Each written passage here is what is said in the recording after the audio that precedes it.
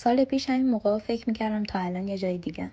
فکر میکردم پا میشم برای مدت طولانی میرم سفر رو از همونجا کار میکنم. ولی خب هیچی دقیقا اونجوری که تو میخوای پیش نمیره. این مدت هر بار که اومدم گیلان بین این همه سرسبزی و بارون و هوای مه‌آلود هر بار من یاد همون سفرهای انداخت که نرفتم. و کل این مدت یه افسوس کوچیک همراهم بود. چی شد؟ چرا نرفتی؟ برنامه‌هات چی شد؟ این مدت انقدر حس کردم باید یه کاری کنم، باید برسم، باید یه چیزی رو درست کنم که بعضی وقتا یادم رفت اصلا زندگی کنم. زمانم این وسط یه جوری داره با سرعت عجیبی میگذره و هی بهت این حس رو میده که داری یه چیزی رو از دست میدی. الان که به چند ماه گذشته نگاه میکنم واقعا نمیفهمم چطور بعضی روزا شب شد. چه روزای سنگینی، چه شبایی که با گریه خوابیدم و با همون حال بیدار شدم. و فکر میکنم فقط من نیستم. فکر کنم خیلی همون الان یه جای بین خستگی، بلا تکلیفی و ادامه دادن گیر کردیم. اگه الان ازم بپرسی داری با زندگی چی کار میکنی؟ احتمالاً یه سکوت طولانی میکنم. چون واقعیت اینه که خودم هم نمیدونم. فعلا فقط حواسم از زمین نخورم و ادامه بدم. یه روز رو برسونم به روز بعد. و اون سفر نمیدونم دوباره که اتفاق میفته. یا اصلا میفته یا نه. ولی شاید چیزی که ازش فهمیدم اینه که نباید انقدر محکم به برنامه‌ای که برای آینده چیدم بچسبم. بعضی وقتا زندگی مسیر تو عوض میکنه. قبل از این که حتی فرصت کنی بفهمی کی از مسیر قبلیت خارج شدی. و شاید فعلا به جایی که مدام از خودم بپرسم چرا به اون جایی که قرار بود نرسیدی، بهتره یه بارم بپرسم با همه چیزایی که گذشت چطور هنوز اینجایی. آقا مجددا صدای من رو از گیلان میشنوید. ما گیلانی و به عنوان یک بعد از ظهر تابستونی داریم میریم یه مزرعه به اسم گوچین که کافه هم داره که هم اون مزرعه رو ببینیم. حالا احمدینا رفتن قبلا دیدنش، من نرفتم. بریم هم مزرعه رو ببینیم، هم اگه خلوت باشه حالا تعطیلیه بریم بشینیم که یه ذره اونجا کار کنیم ببینیم میشه اصلا یا نه. بچه‌ها خیلی تعریفشو کردن. بریم ببینیم چه جوریه. یک بعد از ظهرهای تابستونی تو گیلان کافه رفتن‌ها چه شکلیه.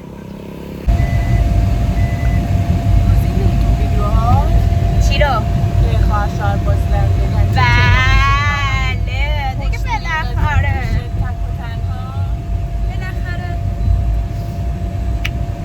شما موهاتون اون همه بستین دوباره باز کردین؟ بله بلد نیستم. خوش بکنم.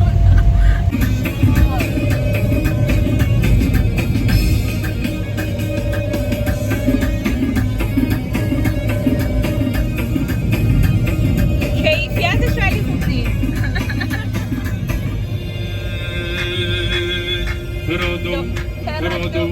برادو مقابل در خدمت یار بیو کنارو بی تو خود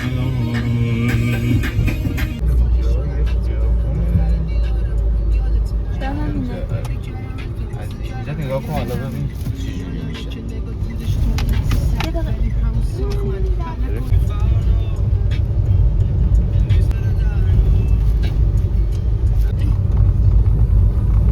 این مسافرهای خودشونه. رسیدیم. یاره خیلی صدا میده. یاره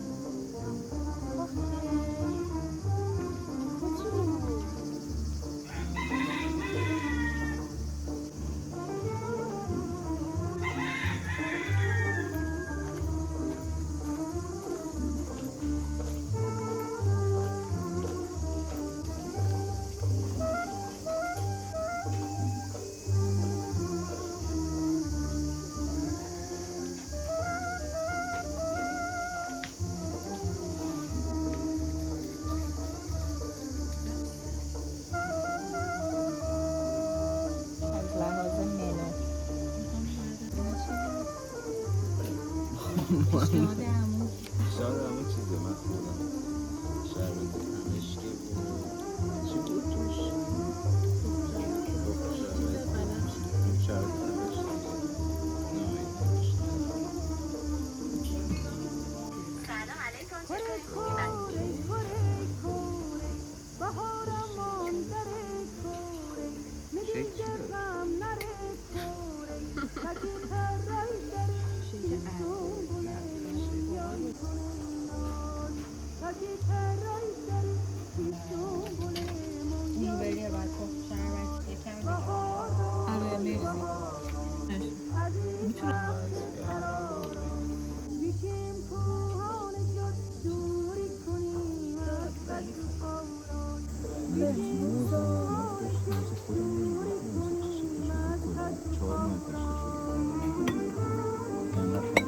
قشنگ انگار بالین، خیلی فضاشون با منزه است و همینطور هم که مشاهده میکنید اون بر حتی رادیو دیو پلی کردن.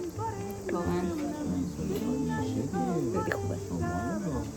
این منوهاشون هم دیدید که چقدر با مزه بود. اسم دمنوشاشون ییلاق، آرامش، این نیز بگذرد، ولش کن، امید. خیلی با مزه است واقعا.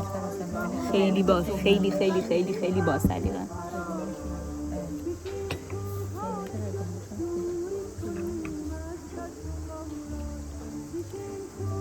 منتظر تویم ما. چی؟ لیت ادامه بده که مسیر میگه. بعد دست بزن اگه حس زبون لیلی رو بد نداره. خیلی رنگش باحاله. مرسی قربونت. خوش برند بعدی و سایت و اینستاگرامشو باز کن بهت بگم.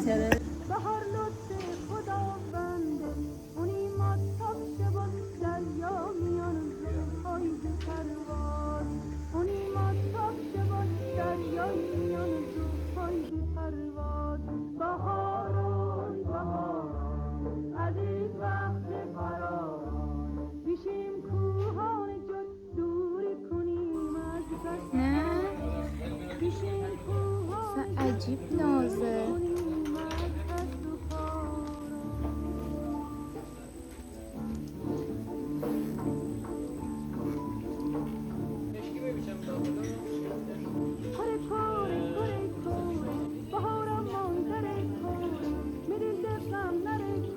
نمیدونم چقدر خوشگله گلا رو.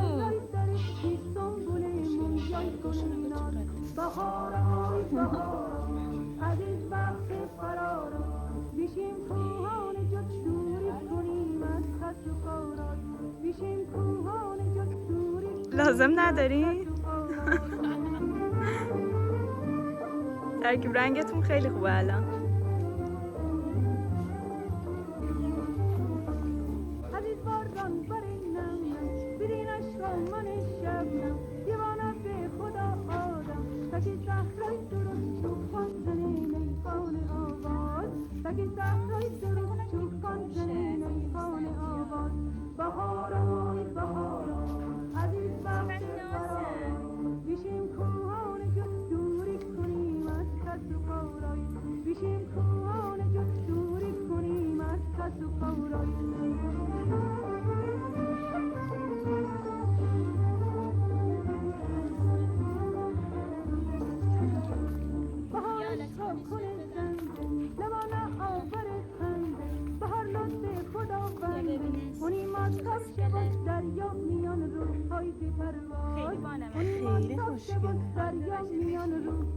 واقعا بهتون پیشنهاد میکنم که اگه اومدید سمت گیلان، همین سمت منطقه فومن و گوراب زرمیخینا بودید، بیایید اینجا. خیلی بامزه است. اصلا کافش تو یه لیگ دیگه است. بعد خیلی خلوت و چیل و ایناست. خیلی بانمکن. خیلی خیلی خوش سلیقه‌ان واقعا. خیلی لذت دارم میبرم. تمیزه؟ دوربین جلوش؟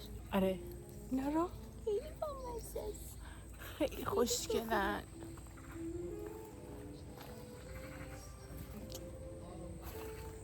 فقط موزا. من دارم برای موزا میمیرم.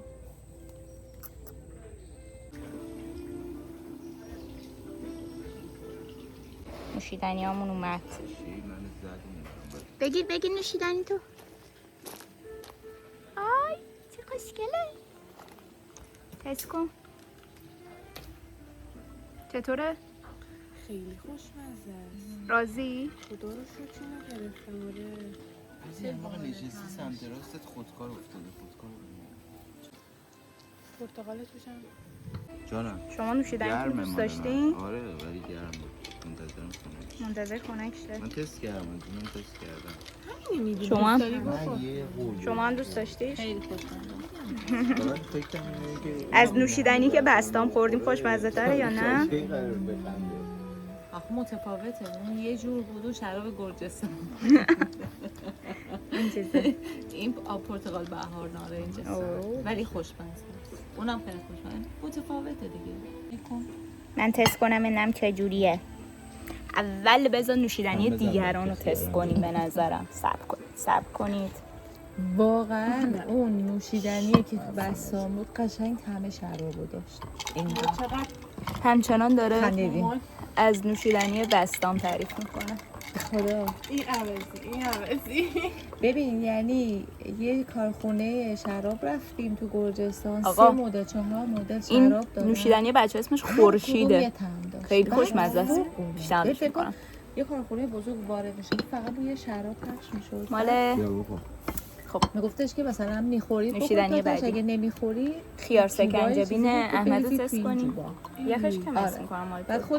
میگه خودتون یخش دست نزنین به آره من. بابا. من برای بگو خب. بزرگ یخ دست میزدی. بعد میگفت مثلا هر چی خیلی میخواین هنوز بخورین. داغه. 2 تا شده 10 تا. ولی بگید داغ خودتون هنوز براتون یخ برسه. میخواد نوشیدنی. اصلا من مثلا شراب سفیدش رو خیلی دوست داشتم. مثلا یه طعم من؟ خاصی داشت. اصلا یکی دیگه بود همینطور. اصلا فوق‌العاده. بعد ببین اونجا پر باغای انگور بود. ولی توی مثلا شهر میگشتی چیزی به عنوان انگور نمیدیدی. چیزی به عنوان کشمش و انگور نمیدی. همه میرفت برای کارخونه‌شون. ولی مثلا میوه خیلی بود. ایشالله میوه خیلی بود. مثلا هلو شلیل خیلی خوشگل و خوشمزه و مثلا دونه‌ای مثلا چند تا گلابی. ولی اصلا انگور این همه باغ انگور تو انگور تو خیابون تو میوه فروشیاشو نمیدیدی. میگفت تمام میره برای شراب. خوشمزه اروپایی شراباشون. آره مثلا انگور خیلی دارن دیگه. خوشبال اروپایی ها. منم بالونی میخریدن که ببرن. زعفرون خاک کارشون شیر می‌کردن. گرفتم. خیلی تازه خوشمزه است اونجا اینم. گفتم یعنی نمیشه یه شیشه آدم بخره تو وسایلش ببر از خدایی آره دیدم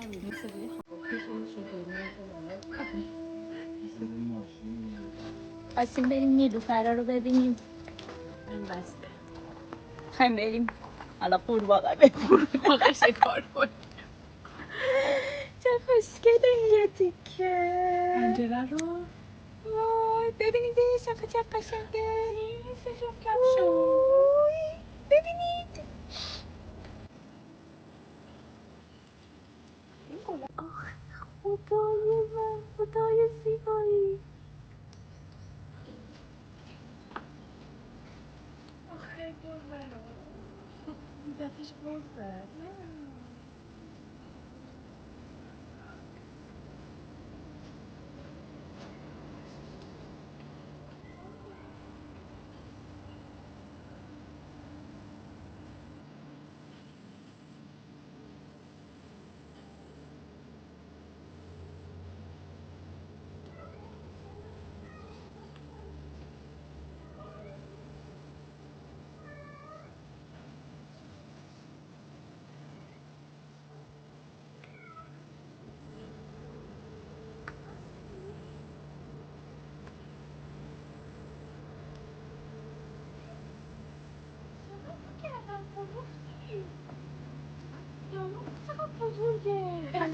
زبون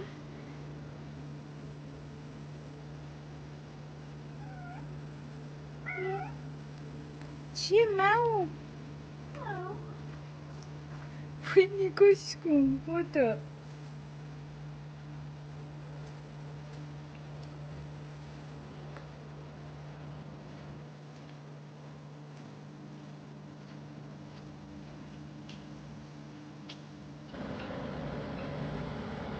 نمای گورش رو نشون.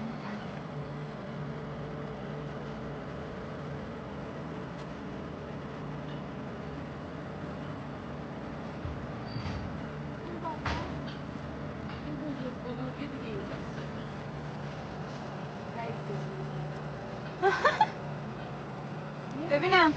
داغ سبز روشه، نگاه کن. اوه دیدمش.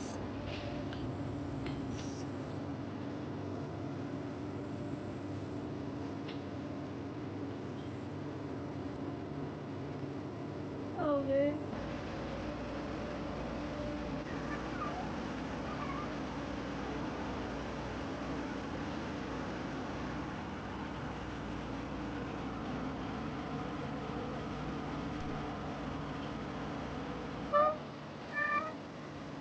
چقدر تو شیطونی.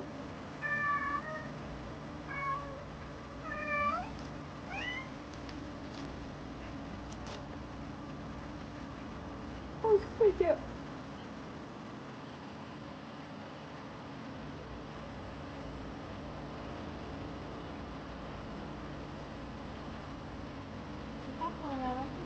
خیلی عروسکه. صداش کنم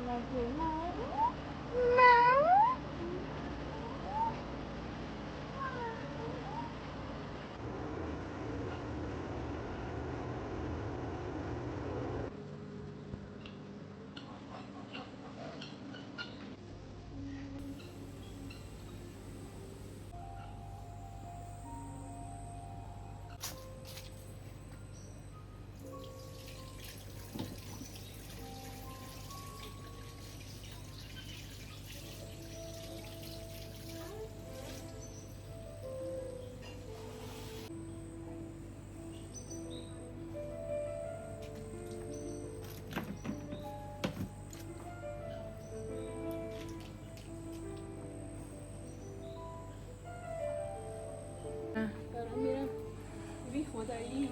حتی باید بهتون بگم که داخل دستشویی هم جز محتوا داره، چون حتی داخل دستشویی هم گله. خیلی زیباست. مگه داریم؟ میخوای رفتی تو هم بیام؟ نه من با اجازهتون دقایق دیگه برمیگردم.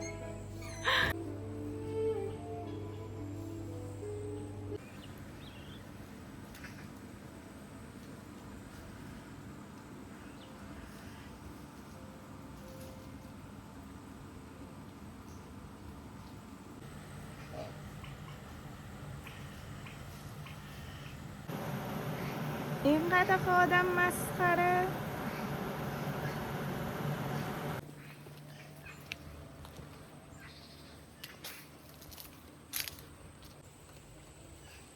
فرمودین؟ به این مرغا میگن مرغ ابریشمی و اطلسی. او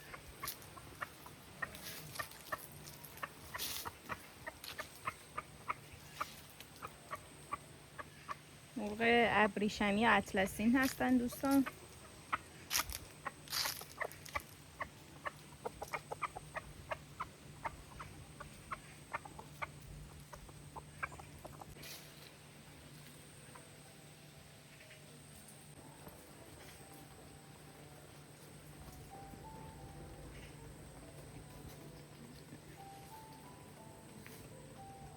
نازکه بدن نماز ولی نایلون داره.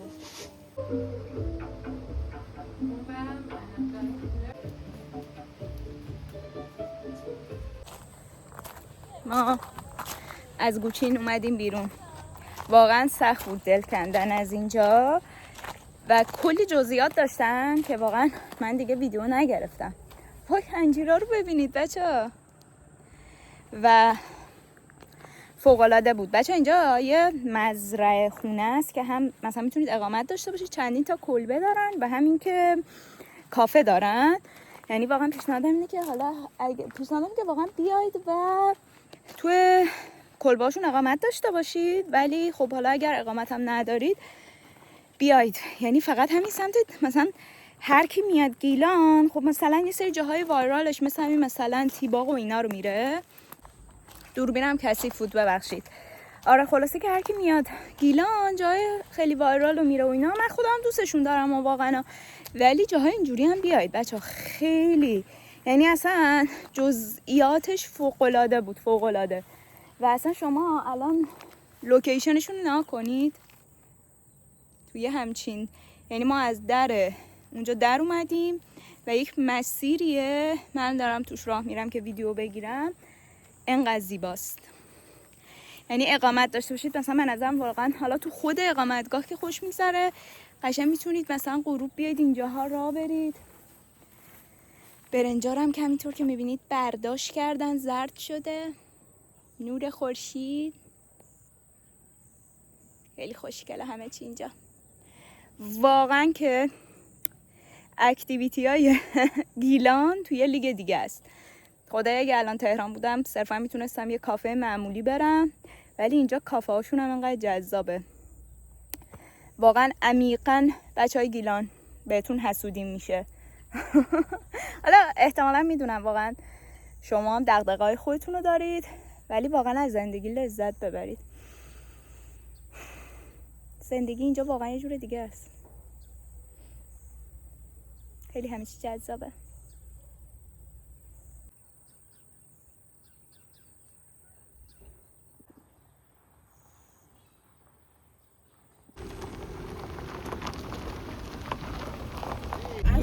بچه‌ها اسب داریم اینجا.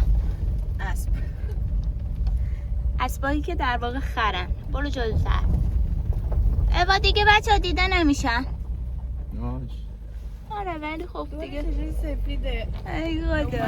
دومین روز گیلانگردی داریم میریم یه منطقه‌ای، چقدر صدای موتور میاد، به اسم جیره سر باقرخاله. حالا اگه تلفظش هم اشتباه نگم.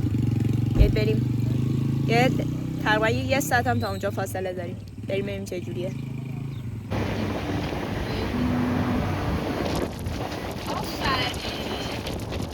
بعدا بریم.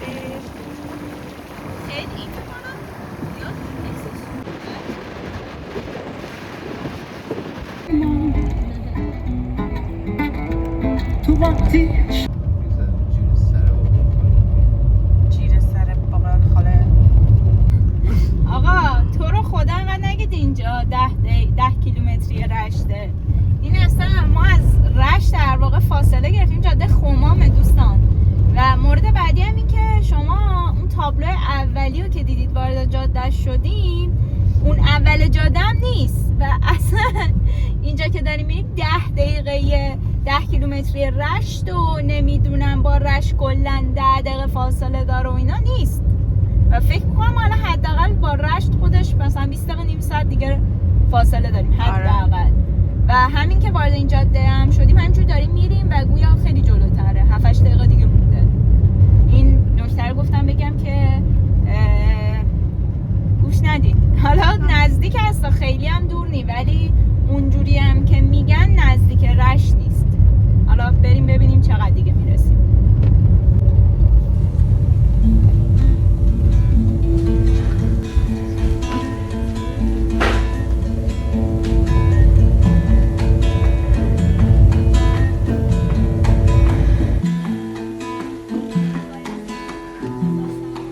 رسیدیم بالاخره. فعلا هم ورودی ندادیم. حالا جوری که من متوجه شدم انگار اگه بخوایم سوار این ماشینا بشیم و اینا، یعنی تریلر چیه نمیدونم اسمش هم درست، باید پول بدیم. ببینید چه جوریه، با مزه است غذاش. اسیر خواهش و خاموشی، اسیر چنگ فراموشی، ببین که روز من این بوده است، بگاه و شام همین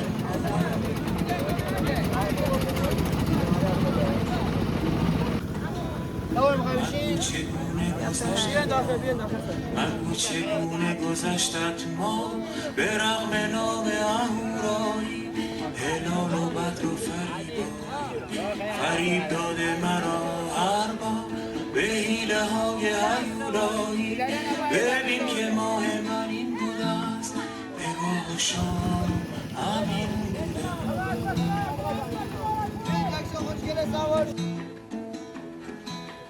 مگو چگونه گذشتت سال، مگو چگونه گذشتت سال، سیاه و سرد و ستمگر بود، خلاف باطن و باور بود، شبی دراز و مکرر بود، نفس کشیدن آخر بود، ببین که سال من این بوده است، بگاه و شام همین بوده.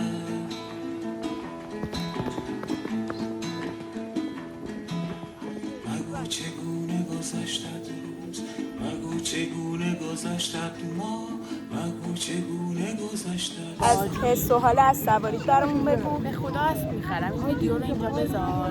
در آینده من اسب میخرم. شما اسب دوست داری؟ نه والا. نه والا. انشالله کاد تولده دوست داره. من اسب، من حیواناتو. برای ایشون بنز جی کلاس بخرید، برای ایشون یه دونه اسب چه رنگی؟ اسب ترکمن باشه. خب رنگش هم مشکی خیلی دوست داره. بله دیگه شما بنز جی کلاس داری مشکی دیگه. GMC آمریکایی وانت کنده. جنسی هست واسه چه برندی هست؟ GMC خودش سوتی جدی وانت‌های دنیا اونا. آره مال آمریکا. خب دیگه بچه همینی که عمل گفت، من که بلد نیستم. اسب منو بدید من برم. سوارت نمی‌کنم واقعا همه بهم گفتن الان ما نه خانم سوار شدیم. بریم ببینیم دیگه چیکار کنیم اینجا.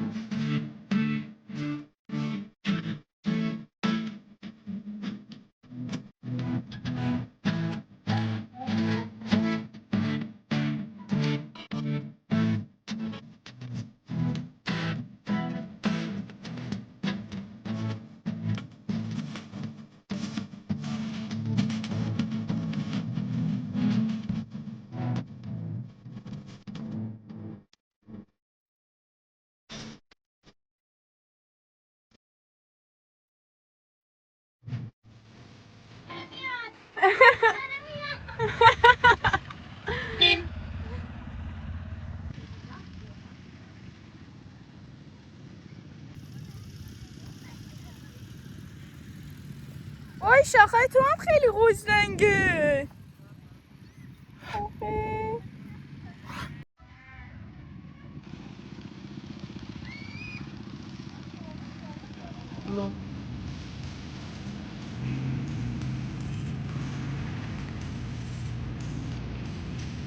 آقا جا با از است به نظرم بعدی نیست. تقریبا میشه گفت یه منطقه اگه اشتباه نکنم از همون خود بوجاقه که حالا برداشتن توریستیش کردن و اینا.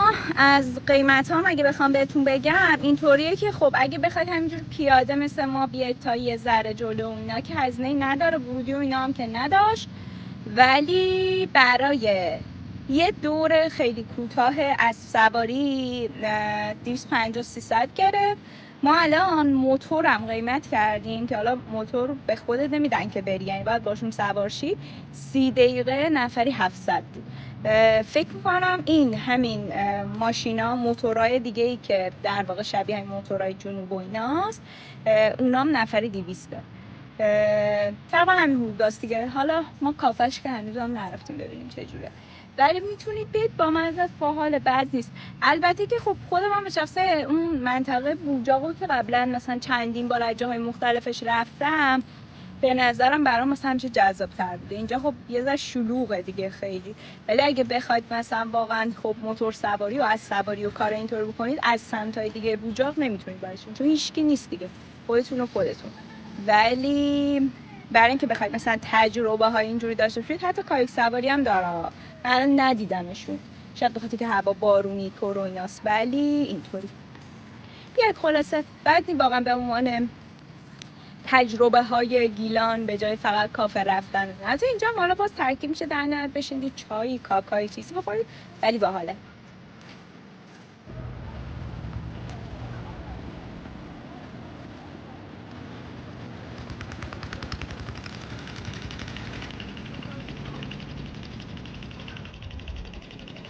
یه کافه سبک و سیاق کابویی این بر هست که الان ما نرفتیم اون قسمت خودشون، همون قسمت یعنی در واقع خونه که داخلش حالا چیز خوراکی مراکی هم سرو میکنن. اومدیم که بیایم بریم کافه، خیلی بامزه است، ببینیدش.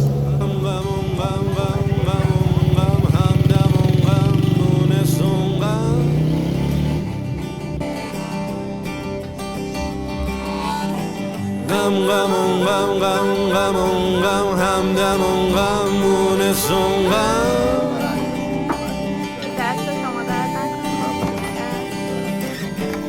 غمم هم صحبت و هم راز و محرم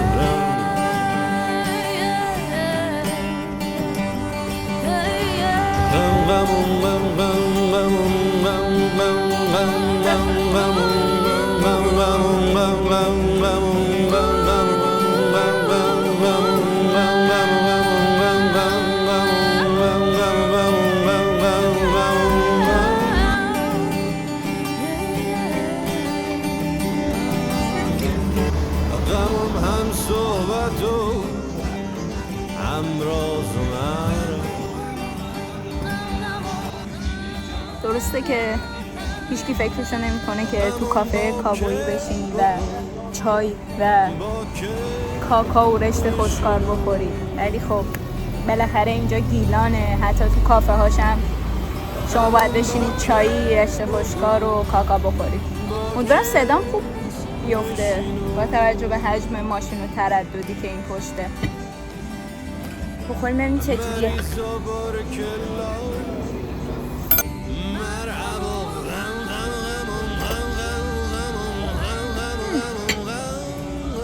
خوشمزه ترین کافه‌ای که خوردم نیست، ولی خب به خاطر حال و هوای کافه‌اش باحاله. می‌گم